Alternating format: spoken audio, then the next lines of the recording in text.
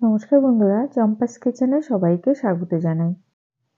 আজকের রেসিপি হচ্ছে পেঁপে দিয়ে থানকুনি পাতার ঝোল। ঠান্ডা থেকে গরম আসার এই সময়টায় ঘরে ঘরে কিন্তু সর্দি কাশি জ্বরের পাশাপাশি পেট খারাপ লেগেই থাকছে।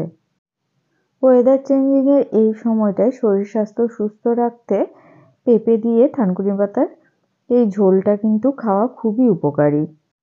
কি করে এই রান্নাটা আমি সহজে ঘরে তৈরি করি, চলো তার রেসিপিটা চটপট দেখে নেওয়া যাক।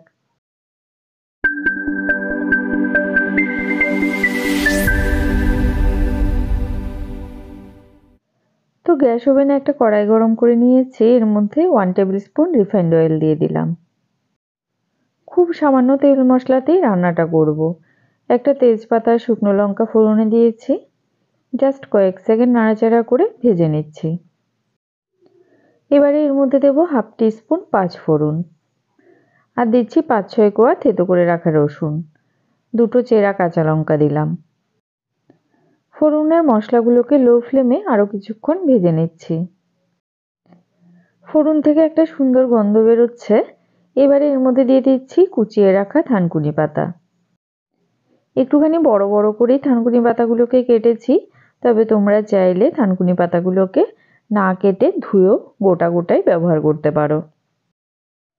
জাস্ট কিছুক্ষণ নাড়াচাড়া করে নিয়ে হাফ টিস্পুন নুন আর হাফ টিস্পুন হলুদ গুঁড়ো দিলাম।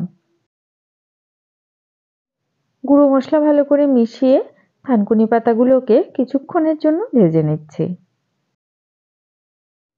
প্রেসার কুকারে সামান্য নুন আর জল দিয়ে কচি একটা পেঁপেকে সেদ্ধ করে নিয়েছি, সেটা এবারে দিয়ে দিচ্ছি।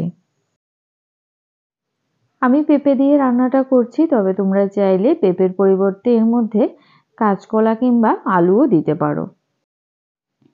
সমস্ত কিছু ঝোলের সাথে ভালো করে মিশিয়ে গ্যাসের আঁচটা হাইতে করে দেব। আর মোটামুটি ঢেকে 5 মিনিটের মতো এটাকে রান্না করে নেব। আমাদের চ্যানেল চম্পাস কিচেনের রেসিপিগুলো যদি তোমাদের ভালো লাগে তাহলে অবশ্যই চ্যানেলটাকে সাবস্ক্রাইব করে নেবে এবং পাশে থাকা বেল আইকনটাকে প্রেস করে দেবে।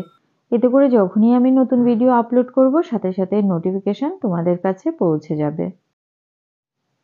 কথা বলতে বলতে এদিকে দেখো, ঝোলটাকে আমি 5 মিনিটের মতো ফুটিয়ে নিয়েছি ঢেকে। পেঁপেগুলো যেহেতু আগে থেকেই সেদ্ধ করা ছিল, তাই রান্নাটা হতে খুব একটা বেশি সময় লাগেনি। খুন্তির সাহায্যে কয়েক টুকরো পেঁপেকে গলিয়ে দিচ্ছি, এতে করে দেখো ঝোলটা বেশ ঘন হয়ে গেছে। ঝোলটাকে কিন্তু আর বেশি ঘন করব না, এই অবস্থাতে গ্যাসের আঁচটা অফ করে দিলাম। থানকুনি পাতা খেতে সামান্য তিতো হয়, তাই তোমরা চাইলে সামান্য চিনি কিন্তু এর মধ্যে ব্যবহার করতে পারো। তো বন্ধুরা, সহজ সরল ঘরোয়া পদ্ধতিতে তৈরি করা থানকুনি পাতার ঝোলের এই রেসিপিটা তোমাদের কেমন লাগলো অবশ্যই কমেন্ট করে জানাবে। ভালো লাগলে লাইক করবে আর তোমার বন্ধুদের সাথে ভিডিওটাকে শেয়ার করতে কিন্তু একদম ভুলবে না।